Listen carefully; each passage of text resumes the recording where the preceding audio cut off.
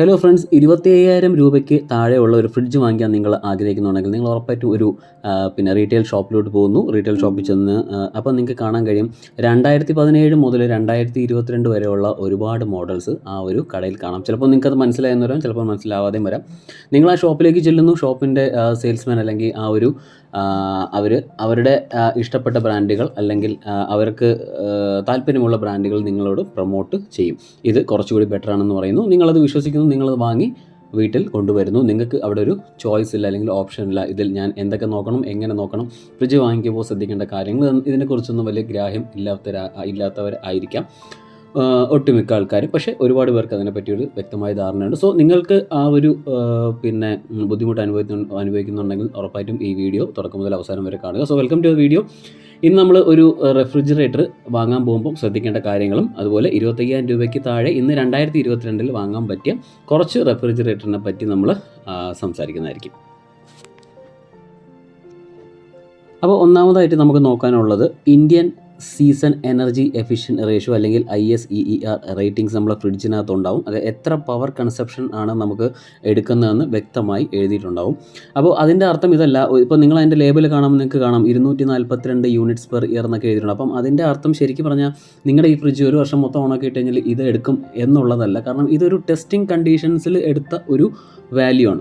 അപ്പം നമുക്ക് ഈ വാല്യൂവിൻ്റെ ഒരു ശരിയായ രീതി മനസ്സിലാക്കണമെങ്കിൽ രണ്ട് തരത്തിലുള്ള കംപ്രസേഴ്സ്, അതായത് കംപ്രസർ എന്ന് പറയുന്ന സാധനം നമ്മുടെ ഫ്രിഡ്ജിൻ്റെ ഉള്ളിലുണ്ട്. അതാണ് നമുക്ക് ഈ പറയുന്ന തണുപ്പും കാര്യങ്ങളൊക്കെ ഉണ്ടാക്കാൻ സഹായിക്കുന്നത്. അപ്പോൾ ഈ കംപ്രസർ രണ്ട് ടൈപ്പ് ഉണ്ട്. ഒന്ന് നോൺ ഇൻവെർട്ടർ കംപ്രസറും ഉണ്ട്, ഇൻവെർട്ടഡ് കംപ്രസർ ടൈപ്പ് ഉണ്ട്. അപ്പം ഈ രണ്ട് ടൈപ്പ് കംപ്രസറാണ് ഓരോ ഫ്രിഡ്ജിലും ഇൻസ്റ്റാൾ ചെയ്തിരിക്കുന്നത്. ഫസ്റ്റ് നമ്മൾ ആ ഒരു സാധനം മനസ്സിലാക്കുക. അപ്പോൾ ഇതിൻ്റെ വ്യത്യാസം എന്താണെന്ന് നമുക്ക് നോക്കാം. അതുപോലെ ഈ ഇൻവെർട്ടർ കംപ്രസറിൻ്റെ പ്രവർത്തന രീതി നമ്മുടെ നോൺ ഇൻവെർട്ടർ കംപ്രസറിനെക്കാട്ടിലും ഒരുപാട് വ്യത്യാസം ഉണ്ട്. അപ്പോൾ സാധാരണ നമ്മൾ പലരും പറയാറുണ്ട് ഇൻവെർട്ടർ അടങ്ങിയിട്ടുള്ള റെഫ്രിജറേറ്റർ നമ്മുടെ കറണ്ട് ബില്ല് 50% വരെ കുറയ്ക്കുമെന്ന് നമ്മൾ കേട്ടിട്ടുണ്ട്. പക്ഷേ ശരിക്കും ഇതൊരു തെറ്റായ സംഭവമാണ്. കാരണം 50% ഒരിക്കലും അങ്ങനെ കുറയ്ക്കാൻ കഴിയില്ല. ഏകദേശം ഒരു 30% വരെ നമ്മളെ ടോട്ടലായിട്ടുള്ള ഇലക്ട്രിസിറ്റിയിൽ ഫ്രിഡ്ജിൻ്റെ ഒരു ഇതിൽ നമുക്ക് ടോട്ടൽ ഒരു ഇതിൽ 30% കുറവുണ്ടാവാം. അതേ ഉള്ളൂ. അതിന് മുകളിലോട്ട് 50% വരെ കുറയും എന്നൊന്നും ഇല്ല. ഇത് ഈ ഒരു കമ്പാരിസൺ ഞാൻ വയ്ക്കുന്നത് നമ്മുടെ നോൺ കംപ്രസർ അല്ലെങ്കിൽ നോൺ ഇൻവെർട്ടർ കംപ്രസർ ആയിട്ടുള്ള ഫ്രിഡ്ജിൻ്റെ വെച്ചിട്ടാണ് ഈ ഒരു കമ്പാരിസൺ നടത്തുന്നത്.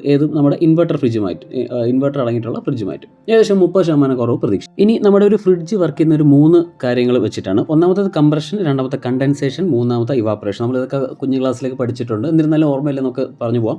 അപ്പോൾ ഈ 3 സംഭവങ്ങളും ശരിക്കും നല്ല രീതിക്ക് വർക്ക് ചെയ്യുന്നത് ഇപ്പോൾ ഡബിൾ ഡോർ ഫ്രിഡ്ജ് ആണെന്നുണ്ടെങ്കിൽ ടോപ്പ് മൗണ്ടഡ് ആയിട്ടുള്ള ഫ്രീസർ യൂണിറ്റ് നിങ്ങൾക്ക് കാണാൻ വരും.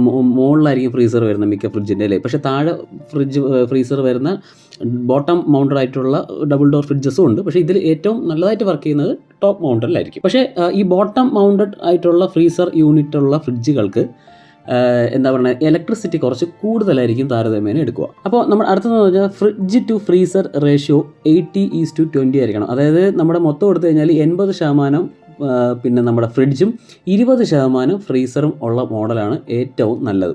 ഇനി കുറച്ച് ചീപ്പായിട്ടുള്ള കുറച്ച് വിലക്കുറവുള്ള കമ്പനിക്കാരൊക്കെ ഇറക്കുന്നുണ്ട്. 70:30 ഒക്കെ ഇറക്കുന്നുണ്ട്.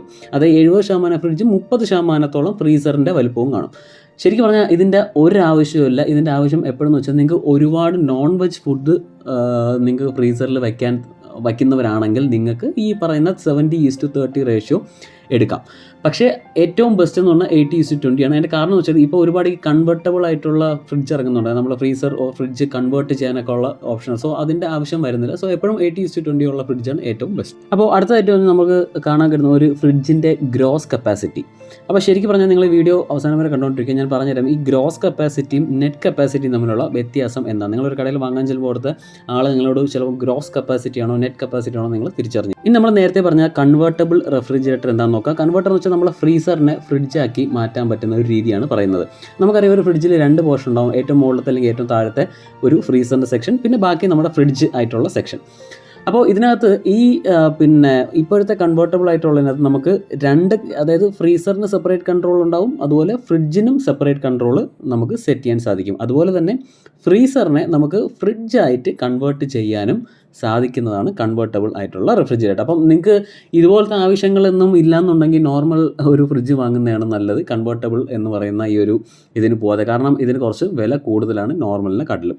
അതുപോലെ ഫ്രിഡ്ജ് വാങ്ങുന്നതിന് മുന്നേ അതിൻ്റെ വാറണ്ടി ആ ഒരു ബ്രാൻഡ് ഓഫർ ചെയ്യുന്നതിനെ പറ്റി വ്യക്തമായിട്ടൊരു ധാരണ നമുക്ക് തുടക്കത്തിൽ തന്നെ ഉണ്ടാവണം, അല്ലെങ്കിൽ അവരുടെ സർവീസിനെ പറ്റി ഒരു ധാരണ ആദ്യമേ തന്നെ ഉണ്ടാവണം. കാരണം നമുക്കിപ്പോൾ ഫോണോ ലാപ്ടോപ്പോ അങ്ങനത്തെ ഗാഡ്ജറ്റ്സൊക്കെ നമുക്ക് ഒരു സ്ഥലത്ത് നിന്ന് വേറെ സ്ഥലത്ത് കൊണ്ടുപോയൊക്കെ ശരിയാക്കാം. പക്ഷേ ഇത് അങ്ങനത്തെ ഒരു ഐറ്റം അല്ല. സോ അത് വ്യക്തമായിരിക്കണം നമ്മൾ ഈ ഫ്രിഡ്ജ് വാങ്ങുന്നതിന് മുന്നേ. അതുപോലെ പല പല ബ്രാൻഡ്സ് പല പല സിറ്റീസിലൊക്കെ അവരുടെ ഈ കസ്റ്റമർ സർവീസ് രീതികളും കാര്യങ്ങളെക്കുറിച്ചൊക്കെ ഈ വീഡിയോയിൽ ചെറുതായിട്ട് ഞാനൊന്ന് മെൻഷൻ ചെയ്യാം. സോ കണ്ടുകൊണ്ടിരിക്കുക. അതുപോലെ എപ്പോഴും നമ്മൾ ഒരു ഫ്രിഡ്ജ് വാങ്ങിക്കുമ്പോൾ എക്സ്റ്റെൻഡഡ് വാറണ്ടി എന്ന് പറഞ്ഞ സംഭവം നമ്മൾ എല്ലാ ആൾക്കാരും ഒട്ടുമിക്ക ആൾക്കാരും നെഗ്ലക്റ്റ് അല്ലെങ്കിൽ ഇതൊന്നും വേണ്ട എന്ന് പറയുന്നത് വിട്ട് കളയുന്ന ഒരു സാധനമാണ് എക്സ്റ്റെൻഡഡ് വാറണ്ടി. അത് നിങ്ങളുടെ 1 വർഷത്തെ വാറണ്ടിയാണ് കമ്പനി തരുന്നതെങ്കിൽ ഒരു 2 വർഷം കൂടെ എക്സ്റ്റെൻഡ് ചെയ്യാൻ അതിൽ കുറച്ച് എമൗണ്ട് നമ്മൾ അടയ്ക്കേണ്ടി വരും. അപ്പോൾ അതടച്ച് നിങ്ങൾ എപ്പോഴും ഈ പറഞ്ഞ എക്സ്റ്റെൻഡഡ് വാറണ്ടി ഇതിന് വാങ്ങി വയ്ക്കണം. അതുപോലെ ഈ ഗോ വാറണ്ടിയൊക്കെ നിങ്ങൾ വാങ്ങി വയ്ക്കുക. ഇനി അടുത്ത നിങ്ങൾ എപ്പോഴെങ്കിലും ഒരു ഫ്രിഡ്ജ് വാങ്ങാൻ പോകുന്ന സമയത്ത് അല്ലെങ്കിൽ പോകാൻ നേരം നിങ്ങൾ ആലോചിച്ചിട്ടുണ്ടോ ഈ റെഫ്രിജറേറ്ററിൻ്റെ ഇൻസുലേഷൻ എങ്ങനെയാണെന്ന്? അതുപോലെ ഈ ഒരു റെഫ്രിജറേറ്റർ സ്റ്റെബിലൈസർ ഇല്ലാതെ അല്ലെങ്കിൽ സ്റ്റെബിലൈസർ വേണമോ കമ്പൽസറി ആണോ എന്നൊരു കാര്യം ശ്രദ്ധിച്ചിട്ടുണ്ടോ? അതുപോലെ ആ ഒരു ഫ്രിഡ്ജ് ഇൻവേർട്ടർ ടൈപ്പാണോ നോൺ ഇൻവേർട്ടർ ടൈപ്പാണെന്ന് ശ്രദ്ധിച്ചിട്ടുണ്ടോ? സോ നമുക്ക് ഈ വീഡിയോ മുന്നോട്ട് കണ്ടുകൊണ്ടിരിക്കാം. നിങ്ങളുടെ ഈ ചോദിച്ച ചോദ്യങ്ങൾക്കുള്ള ഉത്തരം മുന്നോട്ട് കിട്ടുന്നതായിരിക്കും. അപ്പോൾ നമുക്ക് ഇനി ടോപ്പ് 5 ആയിട്ടുള്ള കുറച്ച് റെഫ്രിജറേറ്റേഴ്സിനെ പരിചയപ്പെടാം. അപ്പോൾ നമ്മുടെ ഈ പറയുന്ന എല്ലാ ഫ്രിഡ്ജിൻ്റെയും ലിങ്ക്സ് നിങ്ങൾക്ക് താഴെ ഡിസ്ക്രിപ്ഷനിൽ ഉണ്ടാവും.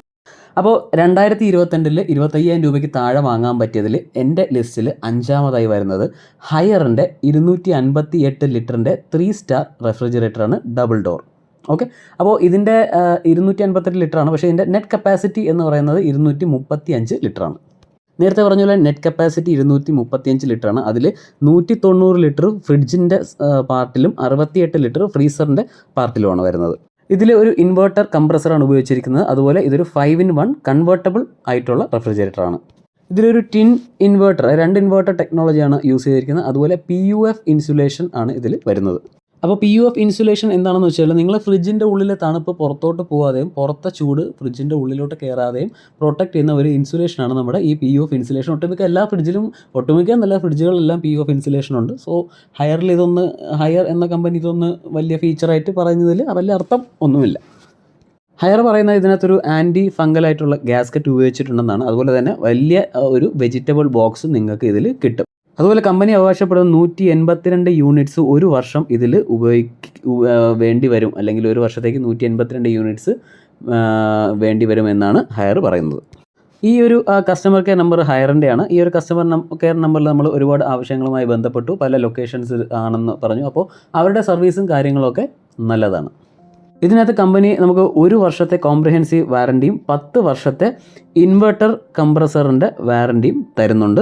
ഇതിൻ്റെ വില വരുന്നത് 24,700 ചിലപ്പോൾ മുകളിലോട്ടോ താഴോട്ടോ ഒക്കെ ആവാം. ചിലപ്പോൾ സെയിലൊക്കെ വരുമ്പോൾ കുറഞ്ഞേക്കാം, അല്ലാത്തപ്പോൾ ചിലപ്പോൾ കൂടുതൽ വരാം. ബേസിക് ആയിട്ടുള്ള ഒരു ആവറേജ് എമൗണ്ടാണ് 24700. സോ അതിൻ്റെ ലിങ്ക് ഡിസ്ക്രിപ്ഷനിൽ കൊടുത്തിട്ടുണ്ട്.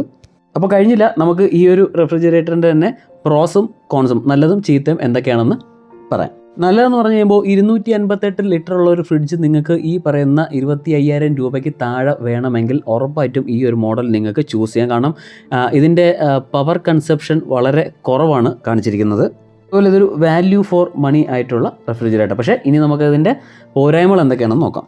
പ്രശ്നം എന്ന് വെച്ച് കഴിഞ്ഞാൽ ചില സിറ്റീസിൽ, അതായത് കുറച്ച് ഉള്ളിലോട്ടോ അങ്ങനത്തെ ഉള്ള സിറ്റീസിലൊക്കെ ഇതിൻ്റെ ഇൻസ്റ്റാളേഷൻ ആൻഡ് സർവീസിന് കുറച്ച് ബുദ്ധിമുട്ടുള്ളതായി പറയപ്പെടുന്നു.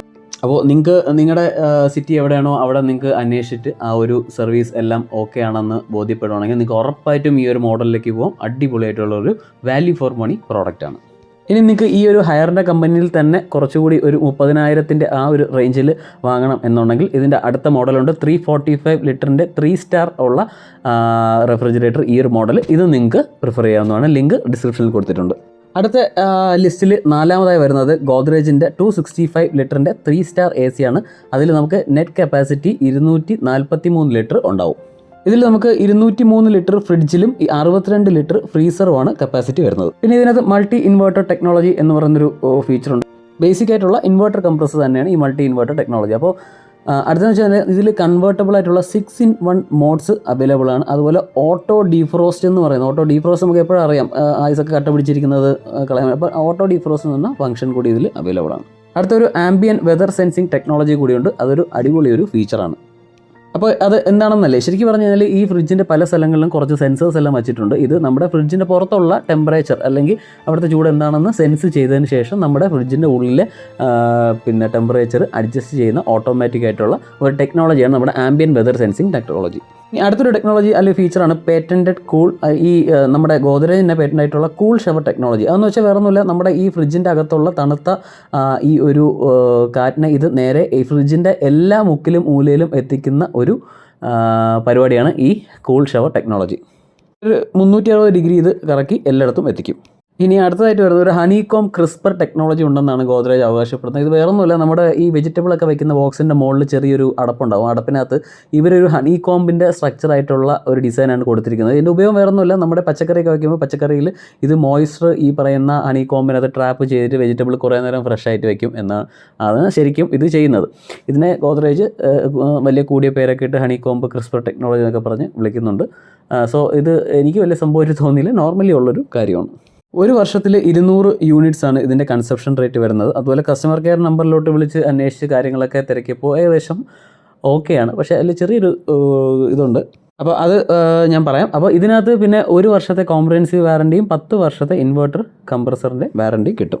അപ്പോൾ ഇതിൻ്റെ ഇന്നത്തെ വില എന്ന് പറയുന്നത് 26,000 രൂപയാണ്. അപ്പം 25,000 രൂപയ്ക്ക് താഴെയുള്ള ഫ്രിഡ്ജാണ് ഞാൻ പറഞ്ഞിരുന്നത്. പക്ഷേ ഇതിനകത്തൊരു 1000 രൂപ എക്സ്ട്രാ കൊടുത്തു കഴിഞ്ഞാൽ അടിപൊളി സാധനമാണ്. നിങ്ങൾക്ക് ഉറപ്പായിട്ടും വാങ്ങിയാൽ നിരാശപ്പെടേണ്ടി വരില്ല. സോ അങ്ങനത്തെ ഒരു മോഡൽ ആയതുകൊണ്ട് ഇത് ഞാൻ ഇൻക്ലൂഡ് ചെയ്തത്. അതുപോലെ ഇതിൻ്റെ കപ്പാസിറ്റി കൂടുതൽ നമുക്ക് കിട്ടുന്നുണ്ട്. ഇതൊരു അടിപൊളിയായിട്ടുള്ളൊരു ഫ്രിഡ്ജാണ്, കാരണം നല്ല കപ്പാസിറ്റി ഉള്ളതാണ്, വാല്യൂ ഫോർ മണിയാണ്. അതുപോലെ പിന്നെ അതിൻ്റെ ഒരു മാസീവ് സൈസും കാര്യങ്ങളും എല്ലാം ഒരുപാട് ഫീച്ചേഴ്സ്, ഞാൻ നേരത്തെ പറഞ്ഞ ഒരുപാട് ഫീച്ചർ റിച്ച് ആയിട്ടുള്ളൊരു ഫ്രിഡ്ജാണ്. എന്തുകൊണ്ടും വളരെ നല്ലതാണ്. പക്ഷേ അപ്പോൾ ഞാൻ നേരത്തെ പറഞ്ഞൊരു കാര്യമുണ്ട്, നമ്മുടെ ഈ എന്താ പറയുക സർവീസിൻ്റെ കാര്യം പറഞ്ഞപ്പോൾ കസ്റ്റമർ കെയർ കഴിഞ്ഞിട്ട്. അപ്പോൾ അതെന്ന് വെച്ച് കഴിഞ്ഞാൽ ഈ ഗോദ്രേജിൻ്റെ സർവീസ് ഈ അതായത് മേജർ സിറ്റീസ് കഴിഞ്ഞ് കുറച്ച് ഉള്ളിലോട്ട് ഉള്ള സിറ്റീസ് ആണെന്നുണ്ടെങ്കിൽ സർവീസ് കുറച്ച് മോശമാണ്. അപ്പോൾ അത് പിന്നെ ചിലപ്പോൾ നമ്മൾ കസ്റ്റമർ കെയറിൽ വിളിച്ച് പരാതിയൊക്കെ പറഞ്ഞ് ടെക്നീഷ്യൻ ചിലപ്പോൾ വീട്ടിൽ വരുമ്പോൾ 2-3 ദിവസമൊക്കെ പോകും. അപ്പോൾ നമ്മൾ ഫ്രിഡ്ജ് കേടായി 2-3 ദിവസം ആകുമ്പോൾ തന്നെ നമ്മുടെ താമസിക്കുന്നതനുസരിച്ച് നമുക്ക് ദേഷ്യവും കൂടിക്കൊണ്ടിരിക്കും. അപ്പോൾ ഇങ്ങനത്തെ കുറച്ച് പ്രശ്നങ്ങളുണ്ട്. പക്ഷേ ഇതൊരു ഇന്ത്യൻ ബ്രാൻഡാണ്. ഇനി ഭാവിയിൽ ഇവർ ഇതൊന്ന് പരിഹരിച്ച് കഴിഞ്ഞാൽ വളരെ എഫിഷ്യൻ്റ് ആയിട്ടുള്ള റെഫ്രിജറേറ്ററും നല്ലൊരു ബ്രാൻഡുമാണ് ഇവർ ഏറ്റവും മുകളിലെത്തട്ടെ എന്ന് നമുക്ക് പ്രതീക്ഷിക്കാം. ഈ ഒരു സംഭവം മാറ്റിക്കഴിഞ്ഞാൽ, അല്ലെങ്കിൽ ഇതൊന്ന് ഈ ഒരു കസ്റ്റമർ സർവീസ് ഒന്ന് ഇമ്പ്രൂവ് ചെയ്താൽ കുറച്ചുകൂടെ ഫാസ്റ്റ് ആക്കി കഴിഞ്ഞാൽ. ഇതിൻ്റെ കുറച്ചൊരു അടുത്ത മോഡൽ വേണമെങ്കിൽ നിങ്ങൾക്ക് ഈ പറഞ്ഞ ഗോദ്രേജിൻ്റെ തന്നെ 294 ലിറ്ററിൻ്റെ 3 സ്റ്റാർ റെഫ്രിജറേറ്റർ ഉണ്ട്. അതിൻ്റെ വില ഏകദേശം 28,000 രൂപ വരും. അപ്പോൾ ലിങ്ക്സ് എല്ലാം ഡിസ്ക്രിപ്ഷനിൽ കൊടുത്തിട്ടുണ്ട്. അപ്പോൾ നിങ്ങളിപ്പം ചിന്തിക്കുന്നുണ്ടാവും, ഞാൻ ഈ ഒരു കാറ്റഗറി പറഞ്ഞു തുടങ്ങിയിട്ട് 5 സ്റ്റാർ റെഫ്രിജറേറ്റർ ഇതുവരെയും പറഞ്ഞില്ല. അതിൻ്റെ കാരണം വേറൊന്നുമില്ല, ഈ ഒരു കാറ്റഗറിയിൽ 5 സ്റ്റാർ റെഫ്രിജറേറ്റേഴ്സ് വരുന്നില്ല എന്നുള്ളതാണ്. അപ്പോൾ അടുത്ത നമ്മുടെ മൂന്നാമതായിട്ട് വരുന്നത് വേൾപൂളിൻ്റെ 265 ലിറ്ററിൻ്റെ 3 സ്റ്റാർ റെഫ്രിജറേറ്ററാണ്. ഇതിൻ്റെ നെറ്റ് കപ്പാസിറ്റി എന്ന് വെച്ചാൽ 238 ലിറ്ററാണ്. ഇതിൽ നമുക്ക് 184 ലിറ്ററിൻ്റെ ഫ്രിഡ്ജും 75 ലിറ്ററിൻ്റെ ഫ്രീസറും കാണാൻ സാധിക്കും. ഇതിലൊരു ഇൻ്റലിസെൻസ് ഇൻവെർട്ടർ കംപ്രസറാണ് ഉപയോഗിച്ചിരിക്കുന്നത്. അതുപോലെ ഒരു 5-in-1 കൺവേർട്ടബിൾ ആയിട്ടുള്ള മോഡ്സ്, റെഫ്രിജറേറ്റർ കൺവേർട്ട് ചെയ്യാനുള്ള മോഡ്സ് അവൈലബിൾ ആണ്. അതുപോലെ ഇതിനകത്ത് AI ഇൻ്റലിജൻസ് എന്ന് പറയുന്നൊരു ഫീച്ചർ കൂടി ഉണ്ട്. അപ്പോൾ ഇതൊന്നുമില്ല, നമ്മുടെ നേരത്തെ പറഞ്ഞ പോലെ മുമ്പ് പറഞ്ഞ ഫ്രിഡ്ജിനെ പോലെ തന്നെ ഒരു ആംബിയൻ ടെമ്പറേച്ചർ സെൻസ് ചെയ്തതിന് ശേഷം ഒരുപാട് സെൻസേഴ്സൊക്കെ വെച്ചിട്ടുണ്ട്. നമ്മുടെ പുറത്തെ ചൂടും അകത്തെ പിന്നെ തണുപ്പും കൂടെ ഒരു അഡീക്വേറ്റ് ആയിട്ടുള്ള അല്ലെങ്കിൽ ഒരു ആവശ്യത്തിന് മാത്രമായിട്ടുള്ള ഒരു ടെമ്പറേച്ചർ നമ്മുടെ ഫ്രിഡ്ജിലിരിക്കും. അപ്പോൾ ഓവറായിട്ടുള്ള തണുപ്പ് കൊണ്ട് സാധനങ്ങൾ ചീത്തയായി പോകും, അതൊന്നും സംഭവിക്കില്ല. അങ്ങനത്തെ ഒരു ടെക്നോളജിയാണ് ഈ AI ഇൻ്റലിജൻസ് എന്ന് പറയുന്നത്. അതുപോലെ നിങ്ങൾക്ക് ഈ ഫ്രിഡ്ജിൻ്റെ സെൻട്രൽ പോർഷനിൽ നോക്കിയാൽ അറിയാം, അവിടെ ഒരു ചെറിയൊരു ഫ്രഷ് ഫ്ലോ, ഒരു എയർ ടവർ പോലത്തെ ഒരു ചെറിയൊരു സാധനം വെച്ചിട്ടുണ്ട്. അത് എന്താ ചെയ്യുന്നത് വെച്ചാൽ നമ്മൾ നേരത്തെ ഫ്രിഡ്ജിൻ്റെ പോലെ തന്നെ ഈ ഫ്രിഡ്ജിൻ്റെ ഉള്ളിൽ എല്ലാ സൈഡിലും ഈ എയർ കടത്തി എല്ലാ സൈഡിലും എത്തിക്കുന്ന ജോലി ഈ ആളാണ് ചെയ്യുന്നത്. ഇനി അടുത്ത നമ്മൾ സിയോലെ technology and micro block technology എന്നൊക്കെ പറഞ്ഞ് കൊടുത്തിട്ടുണ്ട്. അത് വേറെ ഒന്നുമില്ല, നമ്മുടെ ഈ വെജിറ്റബിൾസിൻ്റെ മുകളിൽ ഞാൻ നേരത്തെ പറഞ്ഞ പോലെ ഹണികോം സ്ട്രക്ചർ പോലത്തെ ഒരു സാധനം, അങ്ങനത്തെ അടപ്പാണ് വെച്ചേക്കുന്നത്, അല്ലെങ്കിൽ അതിൻ്റെ ലിഡ് അങ്ങനത്തെയാണ്. അത് നമുക്ക് വെജിറ്റബിൾ 15 ദിവസം വരെ ഫ്രഷ് ആയിട്ടിരിക്കുമെന്ന് പറയുന്നു. പിന്നെ ഇതിനകത്തൊരു ഫ്രഷനൈസർ എന്ന് പറഞ്ഞൊരു സാധനമുണ്ട്. അതിൻ്റെ ഉപയോഗം എന്ന് വെച്ച് കഴിഞ്ഞാൽ നമ്മുടെ പല പല സാധനങ്ങളായിരിക്കും ഫ്രിഡ്ജിൽ നമ്മൾ വെക്കുന്നത്. പല പല ഫുഡ്സും അതും ഇതൊക്കെ. അപ്പോൾ ഇതിൻ്റെ എല്ലാത്തിൻ്റെ സ്മെല്ല് അങ്ങോട്ടും ഇങ്ങോട്ടും കലർന്ന് മിക്സ് ആവാതിരിക്കാനുള്ള ഒരു സാധനമാണ് ഈ ഫ്രഷനൈസർ. അത് നമ്മൾ ഫില്ല് ചെയ്ത് കൊടുക്കേണ്ടി വരും. അത് തീർന്നു കഴിഞ്ഞാൽ 300 രൂപയാണ് അത് നമുക്ക് ഫില്ല് ചെയ്യാനുള്ള കോസ്റ്റ്. ഈ ഒരു ഫ്രിഡ്ജ് ഒരു വർഷം 190 യൂണിറ്റ്സ് ആണ് കൺസപ്ഷൻ ചെയ്യുന്നത്. അതുപോലെ കസ്റ്റമർ കെയർ നമ്പറിൽ വിളിച്ചും കാര്യങ്ങളൊക്കെ തിരക്കിയ അവരെ റിവ്യൂസ് എന്ന് പറഞ്ഞാൽ ഓൾമോസ്റ്റ് ഗുഡാണ്, കുഴപ്പമൊന്നും ഇല്ല. വാറണ്ടിയിൽ വരികയാണെങ്കിൽ 1 വർഷത്തെ കോംപ്രഹെൻസീവ് വാറണ്ടിയും 10 വർഷത്തെ ഇൻവെർട്ടറിൻ്റെ കംപ്രസർ വാറണ്ടിയും കൊടുത്തിട്ടുണ്ട്. അതുപോലെ ഇതിൻ്റെ വില വരുന്നത് 26,000 രൂപയാണ്. എന്തായാലും ഇതിലും 1000 രൂപ കൂടി. പക്ഷേ ഒരിക്കലും ഫ്രണ്ട്സ്, ഒരു 1000 രൂപ കൂടി നല്ല സാധനമാണ് നിങ്ങൾ വാങ്ങിക്കുന്നത്. സോ ആ ഒരു പ്രശ്നം വരുന്നില്ല.